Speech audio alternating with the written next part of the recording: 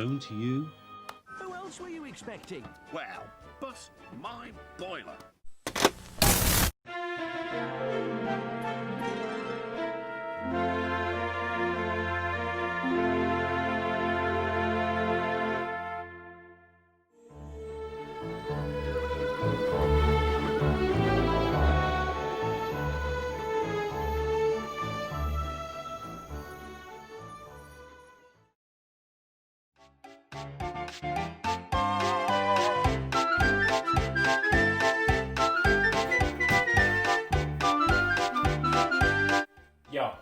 Yeah, I was just wondering, did you want to do a collab? So you mean to tell me we have known each other for 3 years, 8 months, and 14 days? And we're only just doing a collab now? Yeah, I just want to do one with you. You fucking better want to do it with me. I'm picking this DVD, you know. I swear to God, if it's great to be an engine, I swear to... So, yeah, the new series has had its ups and downs, hasn't it? For me, they really ride that fine line between good and bad. Season 9 is definitely one of the worst next to Season 10. Season 11 was an improvement, but by the time they could have changed things, it was too late. But where does Season 8 land on that list? Well, let's find out. This is It's Great to Be an Engine. So, what's this DVD all about? It's Great to Be an Engine was released on DVD and VHS on the 18th of October 2004. It was distributed by VCI, and when it was re-released in 2008, it was distributed by Hit Entertainment. The DVD contained 7 episodes from the 8th series. This DVD was also released in 3 different box sets over the course of a few years. Now, is the DVD good? Well, let's see.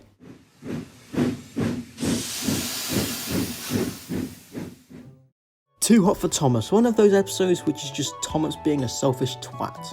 Yeah, this is going to be a common theme in the future releases. Something that became very common with Thomas and basically every character with a couple of exceptions is that Hit turned the characters into just such assholes. It's not as noticeable here as Thomas's motive does ultimately make sense, but my point still stands. Thomas wouldn't act like this, and I mean sure, he can be impatient but not to the extent where he would cause an actual crash because of it. The episode is highly forgettable and doesn't do well as a first impression, and the only thing I really like about it is this shot right here. I just think it looks nice. 3 out of 10, it's harmless, but it's still ever so meh. So this is a very basic 3-strike formula episode, however it doesn't make it particularly bad. It's not anything offensive that I'll be seeing in the Big World era, and Thomas doesn't make any stupid choices in this one, so it's okay. The camera angles in this episode are actually really cool. There's an overhead shot that trails as Thomas leaves the siding when Toby goes past, and that always comes to mind when I think of this episode. So overall I give it a 6 out of 10. It's nothing extraordinary, but not really terrible. It's a good way to start, really. Emily's Adventure. I actually don't mind this one. I really don't know why, but there's just something about this episode that I really like. It might be the fantastic visuals with the change in sky's colour, or maybe it's the extremely English countryside feeling that the episode has, but I just really like it. Now, does that mean the episode is good? Hell no. The main issue I have with the Miller era, and Season 8 in general, is that they ruined Emily. Emily in Season 7 was somewhat of a mother figure to the other engines, like Henry for example. Watch this episode to see what I mean. Emily was one of my favourite things about Season 7. Her model and colour was beautiful. I loved the voice Angelus gave to her. Are you alright, Henry? Hello to you. And I loved her theme.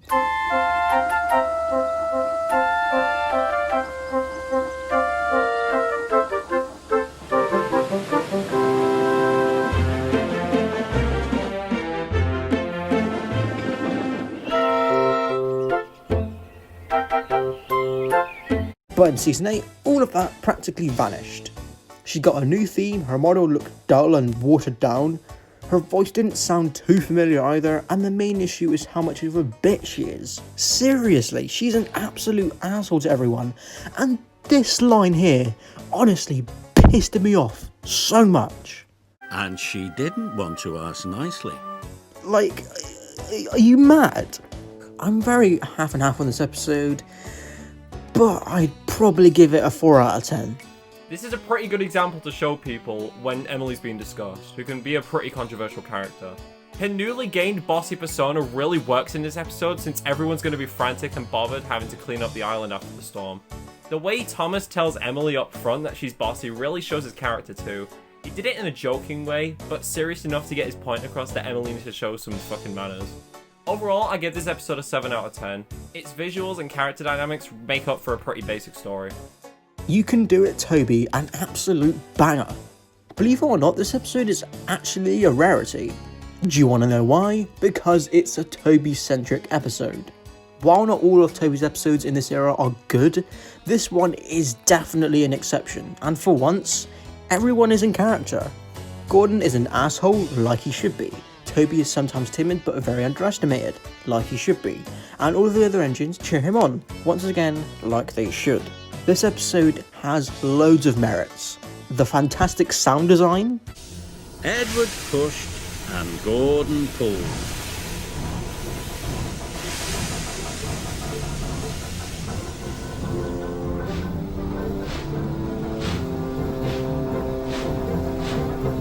The great musical cues, like when they slowed down Gordon's theme when he's struggling up the hill. Just then, Gordon arrived at the bottom of the hill. But today the express was heavy, and Gordon had to wait for Edward to help. The fact they mentioned Donald and Douglas. And sleigh trucks for Donald. He even shunted fruit and vegetable trucks for Douglas. I could go on and on, but I'll keep it short. This episode is great, and is at the moment the best episode we've had. But don't worry, it gets even better. This episode gets an 8 out of 10. I love Toby the Tram Engine. I don't know what it is, he's just a character I can't get enough of. He's a very natural and peaceful character who keeps to himself, and this episode puts him through a big trial, which is a strength. Toby having to push a train is one thing. Listening to Gordon's degrading comments is what makes it worse. But Toby takes it on the chin and pushes through.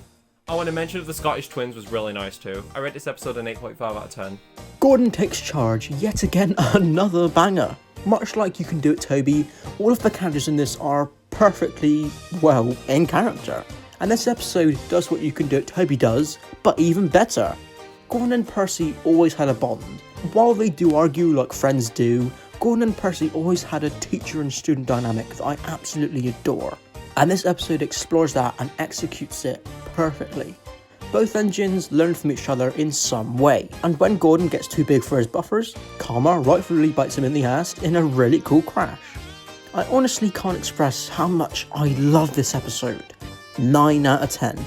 And don't worry, it gets even better. Okay, we went from a 1 to a 12 in seconds. This episode is Gordon at his best. The dynamic of Gordon and Percy is very underutilized. I think they work really well together. Soto never fails to look beautiful in the winter, and it's actually related to the plot. The nighttime shots look beautiful, and the shine on the snow instead of the flower looks magnificent. Both Gordon and Percy are very in character, and it hasn't been dumbed down at all. 10 out of 10. Rivals some of the best episodes in the whole series in my opinion. Edward the Great, my god, what another banger, oh my god. From start to end, this episode is an absolute treat. What I can appreciate about the New Model era is that they knew that Spencer should only appear on special occasions, and it works great. Like, think about it, how many times did Spencer actually appear in the new series? Yeah, not too many. Edward and Spencer are polar opposites of each other, and while this episode is just the tortoise and the hare in train form, it works fantastically. Gordon gets a little moment with Edward that I honestly adore. But when Gordon passed Edward and saw how hard he was trying, he felt bad about what he had said. "Well done, Edward," he called. "You are a credit to the railway." Edward was so happy his boiler tingled. He found puff he never knew he had. And something that I'd like to mention is that Donald and Douglas were actually meant to appear in this episode. As in the music video, A World Around You, you can actually see the twins, in which I can only assume is a scene where they cheer on Edward. Why did they cut this scene? I don't know, but my best guess was just time constraints, and they probably replaced it with the scene with Gordon.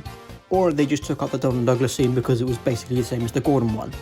Anyway, where was I? Oh yeah, this episode is amazing. And let me just say the last line of this episode really puts the icing on the cake. Edward felt like the pride of the Sodor Railway. And he was right. 10 out of 10. Another 10 out of 10 episode. This feels like a cancelled season 7 episode, it's that good. Edward really proves his worth in this episode, and with the courage and motivation of his friends manages to push through. Episodes like Edward's exploit, Edward and Gordon, and even Edward the Really Useful Engine really show Edward's character, and this one does the same. 10 out of 10. James goes too far, yet again another really good episode. While this episode isn't as good as Edward the Great, I'd say it's better than You Can Do It, Toby. Like I said before, the engines being dicks constantly always piss me off, but in this case with James, it makes perfect sense. This story was made for him. Seeing James actually learn his lesson and make his own right decisions is so nice to see. This was something that was completely disregarded in the CGI series. Also, just a couple little notes that I made while watching this episode. Did anybody else find it odd how Salty of all engines was sent to help James? I mean, what's Salty gonna do for him? He needs water. And also, I find it so weird to hear Thomas say, I have to go first, said Thomas excitedly. I'm a guaranteed connection. In the new model era. It's so weird to hear technical terms like that. Anywho, this episode is lovely and really makes up for the first couple of episodes on the release. But it's a shame what follows this episode is, well, not up to standard, should I say. James gets too far, gets a 9 out of 10. I really like this one a lot. James doing a job he usually wouldn't do, for the fact that it helps people, really shows his caring side that's often shoved aside nowadays. Salty setting James straight as well shows a unique character pairing we don't really see much. And James saving Diesel was nice given his resentment towards Diesels in the past. 8 out of 10, pretty good episode. And finally we have Percy and the Magic Carpet. I don't like it that much. Now, when I say I don't like it, that doesn't mean it's unwatchable because, I'm not gonna lie, I managed to watch this episode without pausing it. And to be fair, it's just one of those episodes where you have to suspend your disbelief to enjoy it. It's a bit like Home Alone. The situations that Kevin gets into make no sense, and would never happen in real life. And that's practically what you have to do with this episode, but you have to suspend your disbelief just a bit more. The bizarre cast of characters might be a contributing factor to why this episode isn't really horrible, but it's just a bit silly really. The concept is dumb, the characters are dumb, the scenarios are impossible, and the green screened leaves look awful. If you want this DVD to go out with a meh note, then watch this episode, but if you want the DVD to go out with a bang, then take the DVD out after James goes too far. This episode gets a 5 out of 10, I can see some enjoyment out of it. Okay, this one's pretty fun, but it's also really average. Seeing Murdoch was nice, and it was funny seeing Percy try and make it fly.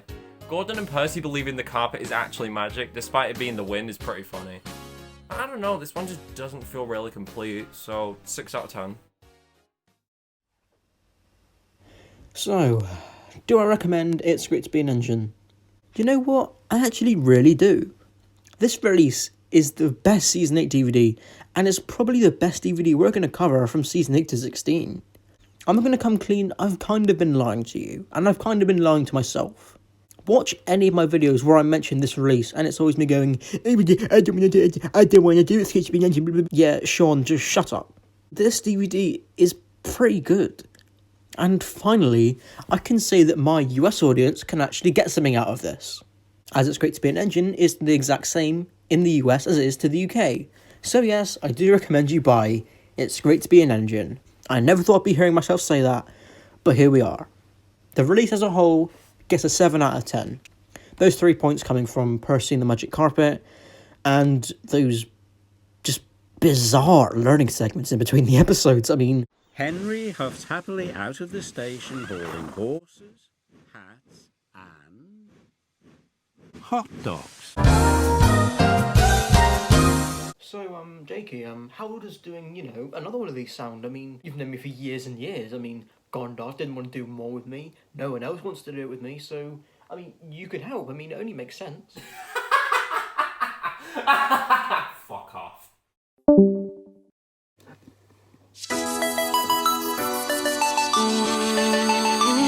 Yeah.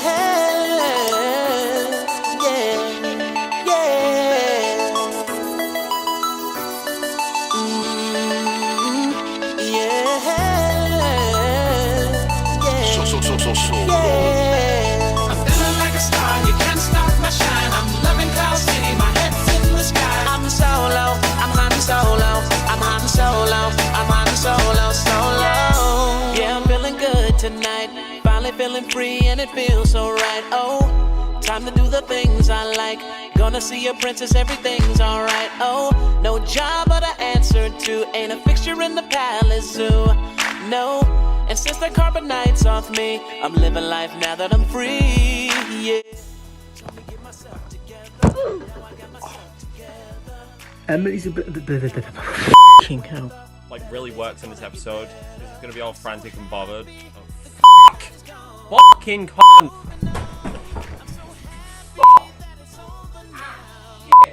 So this is a pretty good example to show Emily of fuck!